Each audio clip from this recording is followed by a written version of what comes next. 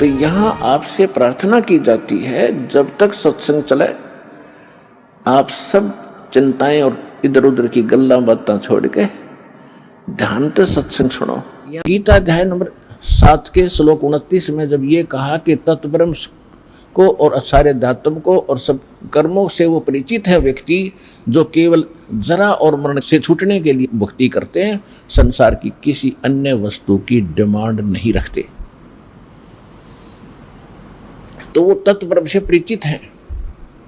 तत्ब्रह्म तो गीता अध्याय नंबर 7 में श्लोक कुल 30 हैं।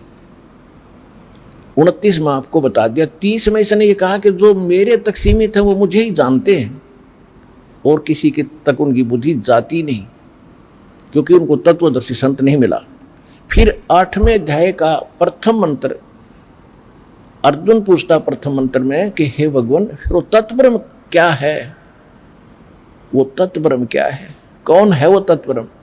8वें अध्याय के 3 श्लोक में गीता ज्ञानदाता ने कहा कि वो परम अक्षर ब्रह्म है।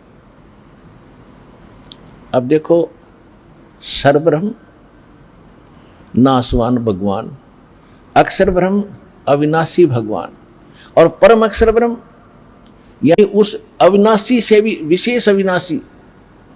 अब हम आते हैं गीता अध्याय नंबर 15 के श्लोक नंबर 16 और 17 में।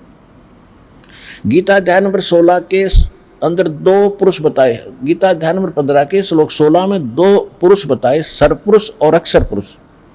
हम इनको दूसरे शब्दों में कहेंगे सरब्रह्म और अक्षर ब्रह्म। ब्रह्म माने भगवान, प्रभु, स्वामी, मालिक। सरब्रह्म तो ये सरपुरुष तो ये खुद है गीता ज्ञानदाता, ये 21 ब्रह्मांड का स्वामी है। और ये सर माने नासवान है ही, ये खुद भी मानता है मेरे और तेरे बहुत जन्म हो चुके।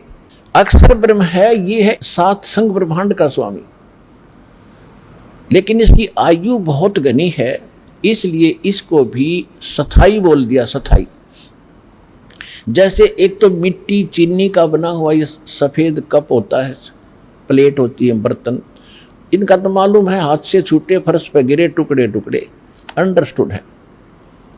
और एक है स्टील के बर्तन, तो वो गिर भी जाएंगे, वो टूटेंगे नहीं जल्दी से, तो वो उससे तक घने सथाई है, इसलिए उनको भी सथाई बोल दिया। लेकिन नहीं, इनको भी जंग लगेगा और एक दिन ये बिना मिट्टी बन जाएंगे, इनका समय भले ही ज़्यादा हो।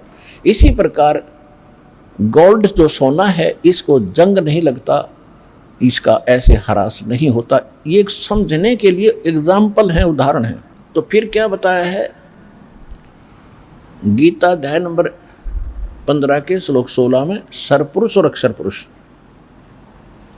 और जितने इन के अंतर्गत प्राणी हैं ये भी नासवान और ये भगवान भी नासवान, इनके अंतर्गत सभी प्राणी भी नासवान। लेकिन जीवात्मा नहीं मरती, अलग विषय है, वो तो किसी की भी नहीं मरती, कुत्ते गधे सूअर की भी नहीं मरती। फिर गीता अध्याय नंबर 15 के श्लोक नंबर 17 में स्पष्ट कर दिया है, जैसे अक्षर पुरुष बोला 16 में, तो अक्षर का अर्थ अविनाशी होता है। यहाँ इसलिए एक श्लोक और बोलना पड़ा कि उत्तम पुरुष तु अन्य परमात्मा इति उदाहरते। ये लोक तरम आविश्य विवर्ती अवय ईश्वर है। अवय अवय माने विनाशी। इसका हिंदी अनुवाद ऐसा बनता है कि उत्तम पुरुष, पुरुषोत्तम, पुरुषोत्तम यानी उत्तम पुरुष तो कोई और है ऊपर वर्णित दोनों से, सरपुरुष अक्षर पुरुष से कोई और है वो पुरुषोत्तम, और जिसको परमात्मा कहा जाता है। पुण्यात्मा, परमात्मा का अर्थ होता है श्रेष्ठ आत्मा। और जो यहाँ क्या हाल हो रहा है, किसी की टांग कट गई, किसी का बेटा मर गया, किसी की बेटी मर गई, किसी की आंख फूट गई, कोई कोढ़ में, कोई कैंसर से पीड़ित है, कोई दुर्घटना मर रहा है, और एक दिन लास्ट में सभी ने मरना है। तो जिस लोक का मालिक, जो यहाँ का स्वामी है, क्या वो परमात्मा हो सकता है? नहीं, परमात्मा नहीं है ये। लेकिन हमने इसको परमात्मा मान लिया क्योंकि हमसे श्रेष्ठ है, हमसे तगड़ा है यो। और इसको आप भी ये स्पष्ट करता है गीता अध्याय नंबर 15 के श्लोक 18 में कि मैं लोकवेद, लोकवेद माने दंत कथा, सुनी सुनाई बातों से, जैसे हम लोक वेद के आधार से ब्रह्मा विष्णु महेश को अविनाशी माना थे और इनके कोई माता पिता नहीं, ये हमने लोक वेद के आधार से फाइनल हो चुका था। अब वास्तविकता का पता चला, तो इसी प्रकार ये कहता है कि मैं लोक वेद के आधार से पुरुषोत्तम प्रसिद्ध हूँ। क्यों? क्योंकि मेरे अंतर्गत जितने प्राणी हैं ये जीवात्मा हैं और चाहे शरीर में है, इनसे मैं तगड़ा हूँ, मजबूत हूँ, श्रेष्ठ हूँ, ताकतवर हूँ, इसलिए मैं पुरुषोत्तम प्रसिद्ध हो गया। मैं पुरुषोत्तम वास्तव में नहीं हूँ, क्योंकि वो तो 15वें अध्याय के 70वें श्लोक में कंसेप्ट क्लियर कर दिया कि उत्तम पुरुष है तू, अन्य पुरुषोत्तम तो कोई और है। और वही तीनों लोकों में प्रवेश करके सबका धारण पोषण करता, सबका पालन करता हुई है। तो गीता अध्याय नंबर 15 के श्लोक नंबर 1 से 4 तक की संक्षिप्त वर्णन है कि उल्टा लटका हुआ संसार रूपी वृक्ष है, ऊपर को जड़ है, मूल है, उस संसार रूपी वृक्ष के नीचे को तीनों गुण रूपी शाखा। तीनों गुण कौन है? रजगुण ब्रह्मा, सतगुण विष्णु, तमगुण शिव जी। मार्कंडेय पुराण गीता प्रेस गोरखपुर से प्रकाशित 123 पृष्ठ पर स्पष्ट लिखा, सचित्र मोटा टाइप में, कि ये तीन रजोगुण प्रधान ब्रह्मा जी, सतोगुण प्रधान विष्णु जी, तमोगुण प्रधान शिव जी हैं, और यही तीन देवता हैं और यही तीन गुण हैं। ये देवता कहो चाहे न तीन गुण कहो। तो इसमें क्या बताया है कि ऊपर को जो जड़ है संसार रूपी वृक्ष की, वो तो पूर्ण परमात्मा है। ऊपर को जड़ है, नीचे को तीनों गुण रूपी शाखा है, ये संसार रूपी वृक्ष है। और जो संत इस वृक्ष के सभी विभाग बता देगा भिन्न भिन्न, वह वेदवित है, वो तत्वदर्शी संत है। तत्वदर्शी संत की पहचान भी बता रखी। तो परमेश्वर ने 600 वर्ष पहले कबीर भगवान ने आकर और ये सत्संग किया था, ये सत्य ज्ञान दिया था। आज हमारी गीता और वेदों और पुराणों में जो सत्य मिला है, अक्षर पुरुष एक पेड़ है, सरपुरुष वाकी डारे, तीनों देवा शाखा है, भाई पाते रूप संसारे। परमेश्वर ने, कबीर भगवान ने, अल्लाहू अकबर ने। कौन कबीर भगवान? हम सुल्तानी नानक तारे दादू को उपदेश दिया, जात जुलाहा भेद न पाया, वो काशी माहे कबीर हुआ। अनंत कोट ब्रह्मांड का एक रति नहीं भारे, सतगुरु पुरुष कबीर है, ये कुल के सिरजनहारे। ये तो गरीबदास साहिब जी ने अपनी अमृतवाणी में एफिडेविट दिया, कबीर जुलाहा धाणक वही परमात्मा है। आदरणीय नानक साहिब जी को भी परमात्मा, जैसे गरीबदास जी को सचखंड लेकर गए थे फिर वापस छोड़ा, ऐसे आदरणीय नानक साहिब जी को भी सचखंड लेकर गए फिर वापस छोड़ा था। तो नानक साहिब जी ने क्या कहा अपनी अमृतवाणी में? श्री गुरु ग्रंथ साहिब जी के पृष्ठ 24 पर अंकित है कि तेरा एक नाम तारे संसार, और मैं एहो आस एहो आधार।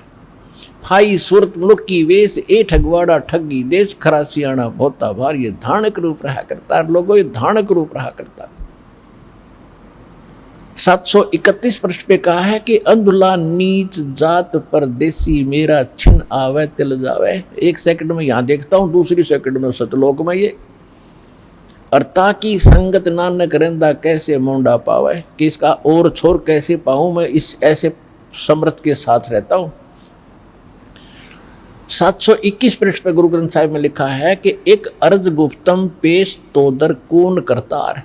कून करतार, जो कून माने शब्द और करतार माने सबका रचने वाला, जो शब्द से सृष्टि रचने वाला तू ही है। और हक्का कबीर, नाम लिखा मालिक का, हक्का कबीर करीम तू बेऐब परवरदिगार। अब वो परमात्मा है जिसने आकर खुद यहाँ पर सत्संग किया और सच्चा ज्ञान दिया। वही सतगुरु है और वही आकर के यहाँ एक सच्चे भगत की भूमिका करते हैं, एक नेक नागरिक का अभिनय भी वही करते हैं। अपना करके खाओ, जैसे रखे भगवान न्यूं रहो, ज़्यादा इस दौड़ धूप माया की संग्रह करने में अपना जीवन मत नसाओ, नाश ना करो। ये एग्जाम्पल दिया दाता ने, और जो ये भी उन्होंने प्रमाणित कर दिया कि जो सच्ची लगन से मुझे भजता है, संसार की दृष्टि में बेशक निर्धन दिखा है, पर भगवान की दृष्टि में सबसे धनवान है। जैसे परमात्मा कपड़ा बुनते थे, बुनाई का केवल मेहनताना मिलता था उनको, उसमें से भी अपना परिवार के योग्य जो आवश्यक था सामान लाए, बाकी बच गया भंडारा कराया करते थे, सत्संग करते थे, उसमें भंडारा लगाते थे, यानी दान करते थे। और फिर ये दिखा परमात्मा ने कि कल्पे कारण कौन है कर सेवा निकाम, निष्काम भाव से भक्ति कर मेरी, और मन इच्छा फल देऊंगा जो पड़े मेरे तक काम।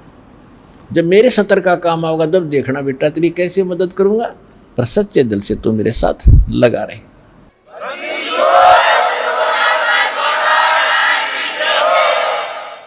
अब हम उसी प्रसंग पर आते हैं कि परमात्मा ही आकर सत्संग सुनाते हैं। सत्संग का अर्थ सत्य हो, सत्य ज्ञान, सत्य विचार, प्रत्येक एक वर्ड टू वर्ड सत्य होता है सत्संग का। उसमें कोई मीन मेख, कोई शंका नहीं रहती। शंका एक बार हो सकती है जो प्रथम बार सुनते हैं, लेकिन जो प्रमाण देखेंगे वो शंका समाप्त हो जाएगी।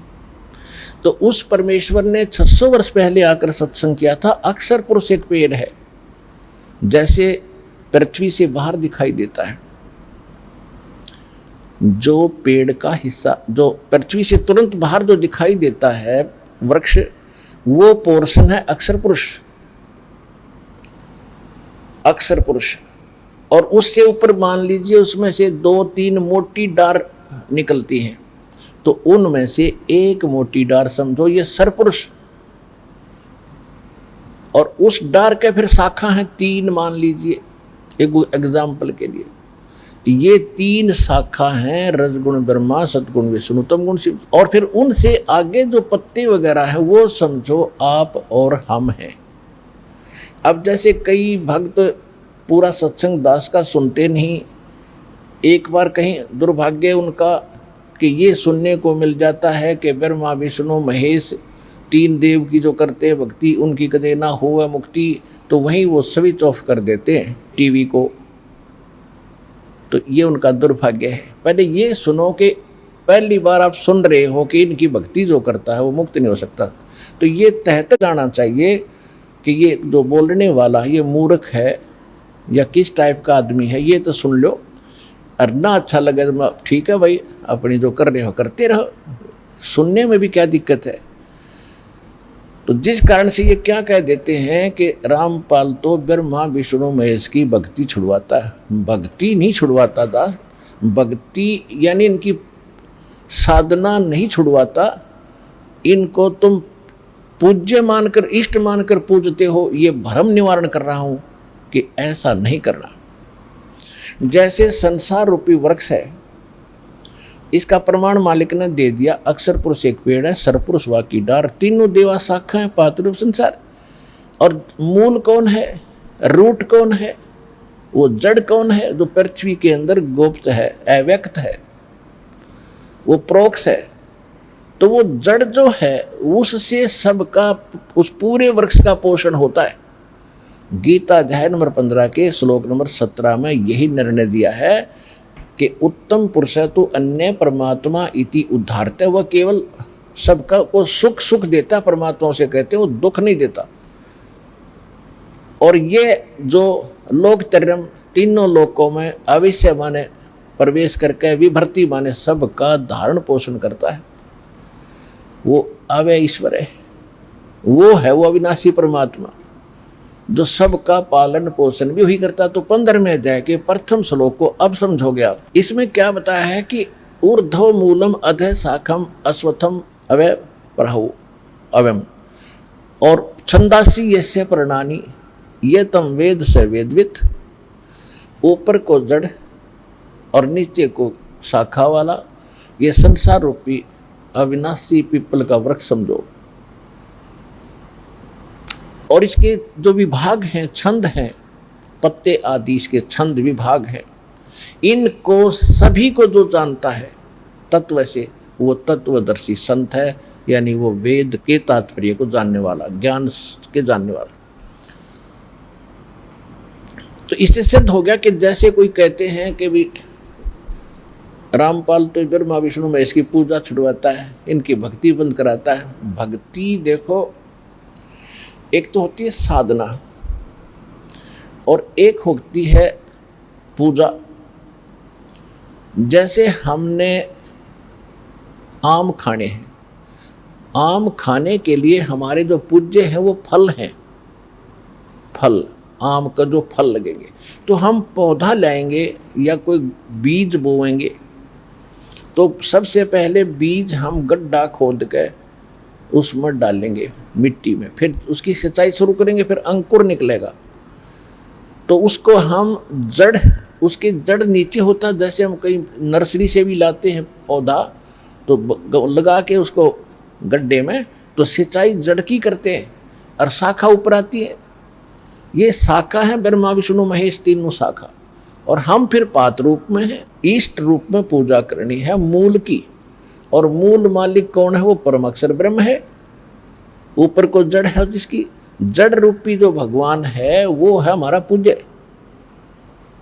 तो हमने उस इष्ट की पूजा करनी पड़ेगी। गीता अध्याय नंबर 3 के श्लोक 10 से लेकर 15 में एक निर्णायक ज्ञान दिया है। कहते प्रजापति ने सबसे पहले प्रजा को उत्पन्न करके ये कहा था कि तुम धार्मिक अनुष्ठान शास्त्र अनुकूल विधि से भक्ति करके इन देवताओं को उन्नत करो, और ये बड़े हुए देवता तुम्हें उन्नत करेंगे, तुम्हें फल देंगे। और जो ऐसा नहीं करता तो वो तो अपराधी व्यक्ति है, जो दान धर्म नहीं करता, भगवान ने उसको दे रखा है, उसमें से दो दान नहीं करता, वो चोर है भगवान का। फिर इसमें यह भी स्पष्ट किया है कि जो सर्वगतम ब्रह्म यानी परम अक्षर ब्रह्म है ना, वो ही इन सब में पूज्य है, प्रतिष्ठित है। सभी धार्मिक अनुष्ठानों में उसको इष्ट रूप मान कर उसकी तत् पूजा करो, उससे तुम्हारे शास्त्र विहित कर्म बनेंगे और उन कर्मों का तुम्हें फल मिलेगा। उन कर्मों का फल कौन देगा? जब पेड़ बड़ा हो गया, आपने पूजा करी मूल की, सिंचाई करी जड़ की, और पेड़ बड़ा हो गया आम का, तो टहनियों के फल लगेंगे। तो इसमें यह कहा कि ये देवता फिर तुम्हें बिना मांगे वांछित फल दिया करेंगे, तुम पूजा करो मूल की, जड़ की। यानी शास्त्र अनुकूल साधना करने से आपके भक्ति कर्म सही बनेंगे। तो इससे सिद्ध हो गया कि दास इनकी पूजा नहीं छुड़वाता, इनकी साधना नहीं छुड़वाता। अब कोई मूर्ख कहेगा कि टहनी काट दो पेड़ की, जड़ जड़ में पूजते रहो, ये कोई हो सकता है? हम यहाँ जहाँ रह रहे हैं, ये ब्रह्मा विष्णु महेश यहाँ के प्रधान हैं, और ये सदा बने रहेंगे। ये मृत्यु को प्राप्त हो जाएंगे नहीं। ब्रह्मा विष्णु महेश मंत्री, ये अपनी दुर्गा से पैदा करके तैयार रखता है, कोमा में रखता है उनको। और युवा जब ब्रह्मा की मृत्यु होने को होती है, दूसरे को उठाकर युवा स्थिति में उनको रख देता है। विष्णु की मृत्यु निकट आती है तो पहले पैदा कर लेता अपनी दुर्गा से, और एक लड़के को कोमा में रखता है, उसको विष्णु शकल में उत्पन्न होता है, वो उसको वहाँ बैठा देता है। ऐसे शंकर की उत्पत्ति करता है। तो जो प्रसंग चल रहा है उसी पर आते हैं कि अब गीता ज्ञान दाता भी नाशवान और अक्षर पुरुष भी नाशवान, केवल परम अक्षर ब्रह्म है, वो वास्तव में अविनाशी परमात्मा है, और वही यहाँ आकर के यथार्थ ज्ञान प्रदान करता है। अब गीता ज्ञान दाता ने कहा है 8वें अध्याय के 3 श्लोक में, उसने स्पष्ट कर दिया है कि वो परम अक्षर ब्रह्म है, जिसको जानने के उपरांत प्राणी केवल जरा और मरण से छूटने का ही प्रयत्न करता है, और किसी वस्तु की वो चाह नहीं रखता, क्योंकि उसकी साधना करने से यहाँ की सुख सुविधाएं तो आपको अवश्य मिलती ही रहेंगी। एक साधे सब सधे, सब साधे सब जावे, माली सिंचे मूल को फले फुले गाए। अब दास ये कहना चाहता है, परमात्मा ने ये बताया, कबीर भगवान ने, कि पौधे के जड़ को पूजने से, सींचने से सारा ही काम सद जागा, सफल होगा। एक कै साधे सब सदे, और सब साधे सब जावे। तो परमात्मा ने ये बताया था कि आप जी ब्रह्मा विष्णु महेश को इष्ट मानकर इनकी पूजा करने लगे तुमने मूल की पूजा त्याग दी। जो भगवान पूर्ण है वो स्वयं यहाँ पे अपनी महिमा आप पर बताने आते हैं, और तो सत्य कोई ज्ञान रख ही नहीं सकता। तो उन्होंने क्या बताया है कि आप ऐसे करो, इन ब्रह्मा विष्णु महेश को पूज रहे हो, ऊपर को जड़ कर ली, टहनी गाड़ दी गमले में यानी गड्ढे में, तो तुम्हारा भक्ति रूपी पौधा यानी धार्मिक तो तुम्हारे शुभ संस्कार भक्ति कर्म के वो नष्ट हो गए, वो कामयाब नहीं होते, तुम्हारा जीवन नष्ट हो जाता है। जैसे टहनी गमले में गाड़ने से और मूल जड़ ऊपर करने से पौधा नष्ट हो जाता है, ऐसे आपकी शास्त्र विधि त्यागकर मनमाना आचरण करने से आपकी भक्ति नष्ट हो जाती है। श्रीमद् भगवद गीता अध्याय नंबर 15 के श्रीमद् भगवद गीता अध्याय नंबर 16 के श्लोक 23 और 24 में स्पष्ट किया है कि जो शास्त्र विधि को त्याग कर मनमाना आचरण करते हैं, मनमानी पूजाएं करते हैं, जो शास्त्र विहित नहीं है, शास्त्रों में वर्णित नहीं है, तो उनको न तो सुख होता है, न कोई सिद्धि प्राप्त होती है, और न ही उनको परम गति होती है। और इन तीन वस्तुओं के लिए ही हम भक्ति करते हैं कि यहाँ भी हमें राहत मिले, हमारे अंदर परमात्मा की ऐसी ताकत आवे, सिद्धि आवे, ताकि हम यहाँ से चलें जब सतलोक सीधे जाएं, को रोक ना सके, हमारी गति हो।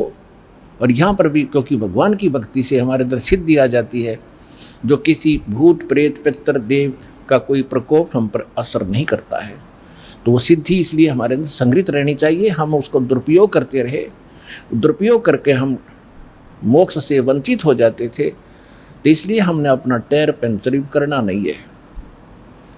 कैसे करते रहे, थोड़ी बहुत कोई जंतर मंतर किया, किसी को आशीर्वाद दे दिया, किसी को बद्दुआ दे दी, तो दोनों से आपकी वो भक्ति जो सिद्धि आपके अंदर वो खत्म होने लगी।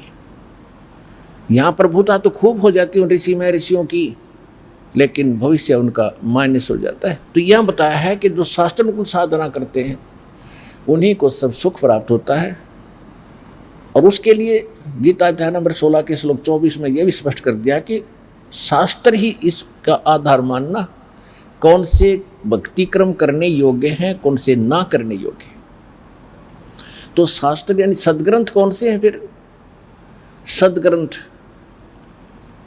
दास बहुत बार आपको बता चुका है, फिर भी बताते रहते हैं, क्योंकि नए नए भक्त आते हैं और ये परमात्मा की महिमा पुराणों को भी सुननी पड़ती है। पुराने जो ओल्ड भक्त हैं, बहुत पहले के लगे हुए हैं, उनके लिए भी ज्ञान सुनना अनिवार्य है, क्योंकि उसको ज्ञान यज्ञ का लाभ मिलता है।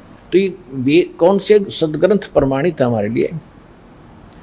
वैसे तो सभी धर्मों के जो सदग्रंथ हैं वो आदरणीय हैं, जैसे ये 3 पुस्तकों का, 3 किताबों का संग्रह बाइबल, जैसे जबूर, तौरात और इंजिल का संग्रह, तीनों का ये बाइबल है। और पवित्र बाइबल, पवित्र कुरान शरीफ या मजीद, ये एक ही है। कुरान शरीफ को हो चाहे कुरान मजीद को हो, सिर्फ अंतर अक्षर का है। और पवित्र चारों वेद, पवित्र श्रीमद् भगवत गीता, पवित्र पुराण 18 पुराण, और पवित्र सूक्ष्म वेद जो स्वयं परमात्मा आकर यथार्थ ज्ञान देता, जो सूक्ष्म वेद है, जो गॉड गिवन स्पिरिचुअल डायरेक्ट है, जो अपने मुख कमल से यहाँ आकर परमात्मा बोलता है, बताता है, वो है ऑल इन वन, यानी कंप्लीट इन ऑल रिस्पेक्ट, जिसके अंदर सब ही ज्ञान है। वेदों वाला भी है, श्रीमद् भगवद गीता वाला भी है, कुरान वाला भी है, पुराण वाला भी है, और बाइबल वाला भी ज्ञान है, और गुरु ग्रंथ साहिब वाला भी ज्ञान है। तो कहने का भाव ये है कि जो सूक्ष्म वेद है वो तो कंप्लीट इन ऑल रिस्पेक्ट है, और वो भगवान आकर बोलता है, वो सत्य ज्ञान सत्संग होता है। फिर भी उस ज्ञान को आज हम नहीं मान रहे थे कि वो कौन सा ज्ञान है, जो गीता अध्याय नंबर 4 के श्लोक नंबर 32 में कहा है कि परमात्मा सच्चिदानंद घन ब्रह्म। इन्होंने ये गलती कर रखी है अनुवादकों ने, गीता में 4 अध्याय के 32वें श्लोक में इन्होंने ब्रह्मण्य शब्द का यहाँ अर्थ गलत कर दिया, वेद कर दिया। और यही ब्रह्मण्य शब्द है 17वें अध्याय के 23वें श्लोक में गीता में, वहाँ इन्होंने सही अनुवाद किया, ब्रह्मण्य माने सच्चिदानंद घन ब्रह्म, यानी परम अक्षर ब्रह्म। की जो भक्ति करने के लिए उसको 3 मंत्र का जाप है, ओम तत्सत। तो यहाँ चौथे अध्याय के 32वें श्लोक में जब वापस हम आते हैं तो ये ब्रह्म का अर्थ हमने यहाँ पर सच्चिदानंद घन ब्रह्म करना पड़ेगा। इन्होंने अर्थ गलत कर दिया, क्योंकि ब्रह्म माने भगवान और वेद माने उसका संविधान। अब राजा और उसका संविधान दो हैं। राजा तो एक चेतन है और उसका संविधान जो है वो एक जो उसके नियम हैं। कहीं पर अगर राजा की महिमा हो और कोई अज्ञानी वहाँ उसका राजा के स्थान पर वेद लिख दे, वेद की वाणी नहीं, वो राजा का वचन है वहाँ पर। तो यहाँ लिखा है कि सच्चिदानंद घन ब्रह्म ने मुखे, सच्चिदानंद घन ब्रह्म अपने मुख कमल से आके स्वयं बोलता वो ज्ञान, और वो ही तत्व ज्ञान होता है। तो कहने का भाव ये है कि वो तत्व ज्ञान है और उसको हम सूक्ष्म वेद कहते हैं, और भगवान अपने मुख कमल से आकर बोलता है। ऋग्वेद मंडल नंबर 9 सूक्त 96 96 के मंत्र 17 से लेकर 20 तक स्पष्ट कर दिया है कि वो परमात्मा जब शिशु रूप धारण करके धीरे धीरे बड़ा होता है तो अपने लीला करता हुआ वो अपने मुख कमल से कबीर वाणी से, वो कबीर परमात्मा अपने कबीर वाणी के द्वारा लोकोक्तियों के माध्यम से, दोहों के माध्यम से, चौपाइयों के माध्यम से अपने तत्व ज्ञान को उच्चारण करके ऊंचे ऊंचे स्वर में बोलता गरज गरज के। और ऋग्वेद मंडल नंबर 9 सूक्त 86 के मंत्र 26 और 27 में, ऋग्वेद मंडल नंबर 9 सूक्त 82 मंत्र 1 2 3 में, ऋग्वेद मंडल नंबर 9 सूक्त 94 के मंत्र 1 में, ऋग्वेद मंडल नंबर 9 सूक्त 95 के मंत्र 2 में, ऋग्वेद मंडल नंबर 9 सूक्त 20 मंत्र 1 में, और भी अनेकों स्थानों पर। इसमें इसका सारा सारांश यह है कि परमात्मा ऊपर रहते हैं।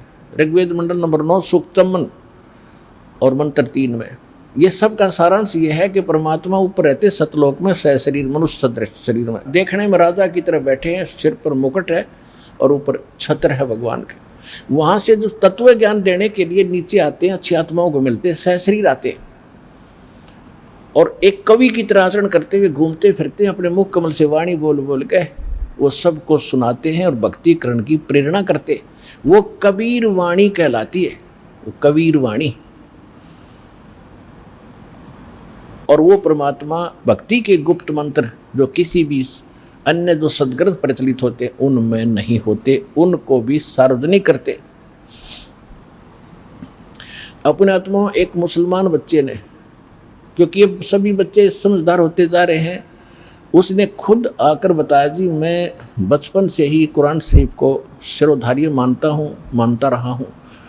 और जब मैंने प्रथम नाम मिला, पहले तो सारा ज्ञान आपका तुलनात्मक देखा, कुरान शरीफ में भी देखा कि आप बताते हो भी वो परमात्मा कोई और है, कुरान शरीफ का ज्ञानदाता स्वयं कहता है मैं भी उससे परिचित नहीं हूँ। तो मैं प्रभावित होकर दीक्षा ली। जब मैंने सेकंड नाम लिया तब मेरा चांदना और रोशनी हुई हृदय में। उसने बताया कि इस कुरान शरीफ के अंदर एक सूरत सुरह नाम की सूरत है, सुरह, और 42 नंबर, उसकी प्रथम आयत में लिखा है 3 मंत्र जो गीता अध्याय नंबर 17 के श्लोक नंबर 23 में कोड वर्ड है। उसमें तो एक सार्वजनिक है ओम, इसमें तीनों गुप्त हैं, आन सीन काफ। तो मुझे जब दूसरा मंत्र मिला तो तब ईद में ध्यान गया कि एन सीन काफ, एन, तो जो ए शब्द है ये उस 3 मंत्रों में से जो प्रथम मंत्र है ओम, तो ए इसका प्रथम मंत्र है, एन ओम हो गया। और दूसरा मंत्र जो है उसका प्रथम मंत्र स है, तो ये सीन हो गया। और तीसरा वाला ये सार शब्द होगा, इसका मन अभी तक पता नहीं, पर ये कन्फर्म हो गए दोनों कि एन सीन का प्रथम आयत। अब उस ज्ञान को देने वाला भी ब्रह्म है, कुरान शरीफ का ज्ञानदाता भी ब्रह्म है, उस तौरात इंजिल और जबूर का ज्ञान देने वाला भी वो ब्रह्म ही है, और गीता का ज्ञान देने वाला ब्रह्म है। क्योंकि इसने जो गीता का ज्ञान पहले दे दिया तो इसने फिर और अपने अधिक ज्ञान देने की आवश्यकता नहीं समझी। अपने मोटा मोटा विधान जो भी इसने भ्रमित करना था, जैसे करना था, अपना योडंगा चलाना था, वो चलवा दिया। तो गीता में यो बहुत पहले ज्ञान बोल चुका था और वेदों का ज्ञान पहले सार्वजनिक हो चुका था। तो कहने का भाव दास आपको ये बताना चाहता है कि ये जो सदग्रंथ अपने हैं, अब इनमें सबसे मूल है वो तत्व ज्ञान जो भगवान स्वयं आकर बताता है। आज के सत्संग का विषय यही था कि सत्संग परमात्मा ही कर सकता है। सत्य माने सच्चा, सच का जो साथ है, सत्य का जो ज्ञान है, भगवान बिना कोई दे नहीं सकता। और जो जैसे चारों वेद थे, परमात्मा ने सबसे पहले प्रथम बार इसने पूरा कंप्लीट ज्ञान दिया था इस सरब्रह्म यानी ब्रह्म के अंतःकरण में, अपने वहाँ सतलोक से फैक्स कर दिया था और इसने निर्धारित समय कर दिया। जैसे मालिक का विधान है, जैसे विधान है कि बच्चा 9 महीने के बाद माँ के गर्भ से बाहर आएगा ही आएगा, कोई रोक नहीं सकता। ऐसे ही परमात्मा ने इसके अंदर फैक्स कर दिया था। जब ब्रह्मा विष्णु महेश थोड़े जवान हुए, उस समय इसके श्वासों से वो बाहर निकल गया, अपने आप इस ब्रह्म के श्वासों से बाहर निकला। जैसे कंप्यूटर से बाहर आ जाते फटाफट प्रिंट हो गए, ऐसे मालिक ने बटन दबा दिया, वहीं से ये फटाफट बाहर आए सारे वेद। इसने देखा सामने,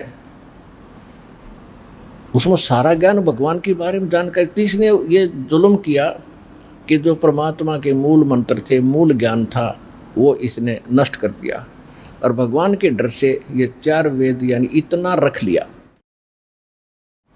अब उस जो इसने यथार्थ ज्ञान भक्ति थी वो नष्ट कर दिया, उसकी पूर्ति के लिए परमात्मा को आना पड़ता है। जो वेद इसने रखे हैं शेष वो ठीक है। यदि इन पंडितों ने हमारे धर्मगुरुओं ने कोई बीच में गड़बड़ी कर दी होगी, वो अलग बात है, वो पड़ी रहेगी। क्योंकि हमारे पास कंप्लीट स्पिरिचुअल नॉलेज प्राप्त है, तो हमने उसकी भी गणेशी जरूरत नहीं रही। क्योंकि उसको सहयोग इसलिए लेना पड़ता है इस यथार्थ ज्ञान को यथार्थ ही रूप में आपको समझाने के लिए कि ये सत्य है जो भगवान ने 600 वर्ष पहले स्वयं मालिक ने कबीर भगवान आकर बोला था ये कबीर वाणी में। तो आज आपके वेद भी बता रहे हैं, जैसे भी बचे खुचों को आप सत्य मान रहे थे उसमें भी यही वर्णन है। और परमात्मा ने कहा था वेद मेरा भेद है, 600 वर्ष पहले कहा था धर्मदास जी को कि वेद मेरा भेद है, मैं ना वेदन के माही और जौन वेद से मैं मिलूँ, ये वेद जानते नहीं। कि ये चारों वेद जिनको तुम शिरोधार्य मानते हो, इन जैसा ज्ञान नहीं मानते, ये मेरी महिमा का ही गुणगान करते सारा, लेकिन मेरे पाने की विधि इन तुम्हारे इन 4 वेदों में नहीं रही। अब उन 4 वेदों का निष्कर्ष श्रीमद् भगवद गीता है। यजुर्वेद अध्याय नंबर 40 के मंत्र नंबर 15 में स्पष्ट किया है कि ओम कर्तु समर किलबे समर कर्तुम समर वायु अनिलम अथिदम भस्मांतम शरीरम भस्मांतम शरीरम।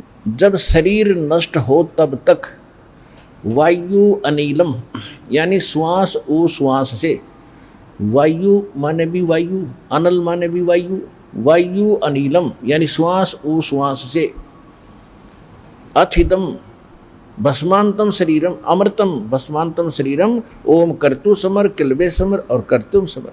ओम नाम का जाप काम करते करते श्रवण करो, विशेष कसक के साथ श्रवण करो, मनुष्य जीवन का मूल कर्तव्य जानकर भगवान का ये मंत्र जाप करो।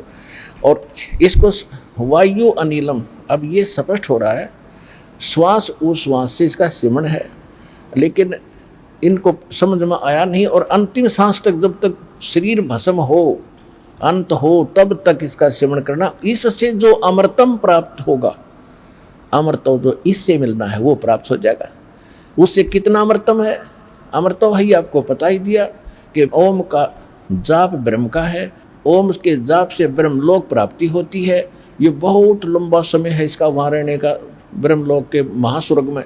उसके बाद भी फिर इनका जन्म मृत्यु होता है, इतना अमृतो है। फिर यजुर्वेद अध्याय नंबर 40 के अंदर केवल 17 श्लोक हैं, 17, और 15वें में इसने अपनी महिमा बता दी, मेरा एक ओम मंत्र है। फिर 17वें में इसने बता दिया कि वो परमात्मा तो प्रोक्ष है, वो मूल भगवान तो गुप्त है, और मैं ब्रह्म हूं, और मैं खम अहम खम ब्रह्म सो अहम। वो तो परमात्मा अव्यक्त है, और अहम मैं ब्रह्म हूं, और मेरा ओम नाम है, मैं ब्रह्मलोक रूपी दिव्य आकाश में रहता हूँ। तो इसने स्पष्ट कर दिया कि वो परमात्मा कोई और है। और यजुर्वेद अध्याय नंबर 40 के मंत्र नंबर 10 में स्पष्ट कर रखा है कि कोई तो भगवान को कहते जन्म लेता संभवात, कोई कहता है जन्म लेता ही नहीं, असंभवात, अजन्मा है। और जन्म लेने के उदाहरण देते हैं राम और कृष्ण रूप में, ये वही आता है। इस तरह की लोकवेद दंत कथा ही सुनाते हैं। लेकिन इसके विषय में भगवान जन्म लेता है या नहीं लेता है, वो कैसा है, उसके लिए तत्वदर्शी संतों से पूछो। धीराणाम, विज्ञानी पुरुष, तत्वदर्शी संत पुरुष बताएंगे, उनसे पूछो। तो इससे सिद्ध है कि गीता और वेदों का ज्ञान एक है। श्रीमद् भगवद गीता वेदों का सारांश है। इसमें भी ओम नाम के अतिरिक्त और कोई मंत्र नहीं। ये तो ब्रह्म का। फिर इसने बताया है कि जो परम अक्षर ब्रह्म है, 17वें अध्याय के 23वें श्लोक, कि जो परम अक्षर ब्रह्म है उसके पाने का जो उसकी प्राप्ति करने वाला उस स्थान को प्राप्त कर जाएगा जहां जाने के बाद साधक फिर लौटकर कभी संसार में नहीं आते। 15वें अध्याय के 4 श्लोक में श्रीमद् भगवद गीता में। तो ओम तत्सत इति निर्देश ब्रह्मणे त्रिविधः समर्थ है। अब क्या बताया है कि उस सच्चिदानंद घन ब्रह्म की प्राप्ति का 3 मंत्र के जाप का और 3 ही विधि से जाप करने का निर्देश है। अब जिनको सारनाम प्राप्त हो चुका है उनको मालूम है कि 3 मंत्र को 3 ही विधि से जाप होता है। जैसे सतनाम आपको प्राप्त है, एक मंत्र बाहर छोड़ते हैं, एक अंदर लेते हैं, हो गया ना 2 विधि से। और जिसने तीसरा प्राप्त है, तो इस तरह ये 3 विधि से इसका जाप है और यही मूल मंत्र है। इसके सहयोगी मंत्र और हैं जो छोटे मोटे अक्सर कहीं कहीं पुराणों में उनका वर्णन है। कहीं किलियम लिखा है, कहीं हरियम लिखा है और कहीं श्रीयम लिखा है, लेकिन ये कंप्लीट कोर्स नहीं उनके पास, क्योंकि ये नीम हकीमों का दिया ज्ञान है। किसका? ब्रह्मा जी का। और ब्रह्मा जी जब जन्म होता है, ब्रह्मा जी कहता मैं कमल के फूल पर बैठा था, मुझे नहीं बेटा नारद मैं कहाँ से जन्मा हूँ। तो वो कैसे कंप्लीट नॉलेज रख सकता है ब्रह्मा जी? और ब्रह्मा जी का दिया ज्ञान 18 पुराण बने, उसी ज्ञान के आधार से ऋषियों ने फिर अपने अनुभव जोड़ जोड़ के ब्रह्मा से प्राप्त ज्ञान से, ब्रह्मा जी से, और फिर उन्होंने अपने नाम से आगे पुराण बना दिए। तो जो सूक्ष्म वेद है, सबसे पहले वो वेद हमारा एथेंटिक वेद है, वो अथेंटिक हमारा ज्ञान है, बुक है। उसके बाद 4 वेद हैं और उसके बाद श्रीमद् भगवद गीता है। ये हैं 3 एथेंटिक वर्तमान में जो भक्ति के लिए हमने सेलेक्ट करने। ज्ञान तो हमने सभी पवित्र सदग्रंथों से ग्रहण करना है। और गुरु ग्रंथ साहिब जो है, जो महला पहला की वाणी है, महला पहला की वाणी, वो भी सूक्ष्म वेद का ही अंश है, लेकिन उसमें कंप्लीट नहीं है। क्योंकि जैसे एक इन सिख इतिहास में लिखा है कि प्राण संग्रही नाम का एक ग्रंथ बनाया था गुरु नानक देव जी ने, कति अलग गुप्त कंप्लीट रूप में, उसमें 160 अध्याय लिखे थे। तो जब गुरु ग्रंथ साहिब को इकट्ठा करने लगे, सब वाणियों की एक बीड बनाकर गुरु ग्रंथ साहिब का रूप देने लगे, 5 में जो महापुरुष थे अर्जुन देव जी, तो उन्होंने जब उस को देखा तो उसमें से केवल 60 अध्याय रखे। वो मतलब उसमें से थे, एक भी नहीं लिया इसमें, वो तो छोड़ दिया कति सारा ही। तो उसमें से भी फिर बाद में जो प्रिंट हुए, केवल 60 अध्याय ही प्रिंट हुए हैं, जो प्राण संग्रही नाम से आज भी सुरक्षित है सिखों के पास। लेकिन गुरु ग्रंथ साहिब ने लिया, क्यों नहीं लिया? कि उसमें एक यूँ मंत्र था सतनाम और सारनाम का। सारनाम तो संकेतिक था, सतनाम सीधा लिखा था 2 अक्षर का। वो फिर परमात्मा ने दया करी, नानक साहिब जी ने उसकी पूर्ति जब की, जब मर्दाना और बाला जी जो उनके परम भक्त उनके साथ रहते थे हरदम, एक बार समुद्र के ऊपर से जाने लगे श्रीलंका में जाने के लिए। तो नानक साहिब जी ने कहा था कि आप वाहेगुरु वाहेगुरु जपो और मेरे साथ समुद्र पर आते रहो। ऐसे चल पड़े समुद्र पर जैसे थल पर चलते हैं। तो वो नानक साहिब जी वो 2 अक्षर का मंत्र उच्चारण करके जाप करने लगे। तो मर्दाना ने सोचा भी गुरुजी तो ये 2 अक्षर का मंत्र जाप करे, मैं भी क्यों ना करूं। वो करने लगा तो डूबने लगा। तब नानक साहिब जी ने मुड़ के देखा और कहा, बेटा तो वही जाप कर जो मैंने कहा, मेरी नकल ना करे। तब उसने वही वाहेगुरु शुरू किया, तो तब वो उसकी जान बची। तो सिखों कह या घर कर की बात कि यदि ये मंत्र किसी ने जाप कर लिया तो मर्दाना वाली हालत हो जाएगी सबकी, क्योंकि गुरुदेव की आज्ञा की अवहेलना होगी। अवज्ञा होने से वो हानि होगी थी, वो मर गया होता। इसलिए कोई सिख बच्चा इस मंत्र का जाप ना करके और गुरु नानक साहिब जी के वचनों की अवहेलना करके दंडित ना हो जा, दोषी ना बन जा, इसलिए इन्होंने इस मंत्र को लिया नहीं। हाँ, कहीं कहीं सोहम मंत्र लिखा है नानक साहिब जी की वाणी में बहुत जगह गुरु ग्रंथ साहिब में, लेकिन उसके साथ वो इकट्ठा नहीं। लेकिन जो शुरुआत में ये कहते हैं ना एक ओंकार, तो नानक साहिब जी ने वो एक गुप्त कोड वर्ड में लिख रखा है वो मंत्र। एक नहीं, वो कोड वर्ड है, वो सोहम की तरफ संकेत है। ओंकार ओम है ही। तो इस प्रकार इन महापुरुषों, ये तो वो थे PhD किए वे भक्ति किए, तो ये आम विद्यार्थी, आम पढ़ने वाले विद्यार्थी कैसे पढ़ेंगे कोड वर्ड को? इन सदग्रंथों के गुड़ रहस्य को कैसे समझ सकते? फिर गुरु की क्या आवश्यकता थी? तो ये दास भेज जाओ तत्वदर्शी संत सभी महापुरुषों के गुड़ रहस्य को समझने और समझाने के लिए। तो प्रसंग जो चल रहा है कि हमारे एक तो सदग्रंथ, सबसे पहले सूक्ष्म वेद, फिर गुरु ग्रंथ साहिब और नानक साहिब जी की जो लीला में लिखा है कि वो मंत्र जाप करते हैं। फाइनल हो गया कि नानक साहिब जी का मोक्ष पूरे सिख समुदाय मानता है, और सभी ये आराधा स्वामी पंथ निकला ही गुरु ग्रंथ साहिब को पढ़ कर अलग से अपनी खिचड़ी पकाई है, और ये नाम गलत जाप करते हैं और नानक साहिब जी को मुक्त मानते हैं कि तो महापुरुष थे, ये पूर्ण मोक्ष हुआ है। तो इनका मोक्ष हुआ किस मंत्र से है? तो उसी मंत्र से अपना मोक्ष होगा, बात बनाने से नहीं हो सकता। उसके साथ साथ ये 2 अक्षर का मंत्र है, इसी का जाप किस किस ने किया? नामा छिपा ओम तारी पीछे सोहम भेद विचारी, सार शब्द पाया जद लोई, आवागमन बहोर ना होई। अब जो प्रसंग थोड़ा सा रह गया बीच में, 8वें अध्याय के 5 और 7 मंत्र में गीता ज्ञानदाता ब्रह्म कहता है कि मेरी भक्ति कर मुझे प्राप्त होगा, और युद्ध भी करना पड़ेगा, काम भी कर और मंत्र भी जाप कर। सूक्ष्म वेद भी इसका संकेत करता है कि यहाँ जब तक आप हो, नाम उठत नाम बैठत नाम सोत जागवे, नाम खाते नाम पीते नाम से तिल लागवे। गीता अध्याय नंबर 8 के और श्लोक नंबर 5 और 7 मत इसने अपनी बता दी, मेरी भक्ति कर। 8, 9, 10 श्लोक में 8वें अध्याय के इसने कहा कि परम अक्षर ब्रह्म की जो भक्ति करता है उसको प्राप्त होता है, और उसके लिए उसने ऑप्शन छोड़ दिया तत्वदर्शी संत बताएंगे। तत्वदर्शी संत ही आपके पास है, अपना कल्याण कराओ और मुक्ति पाओ।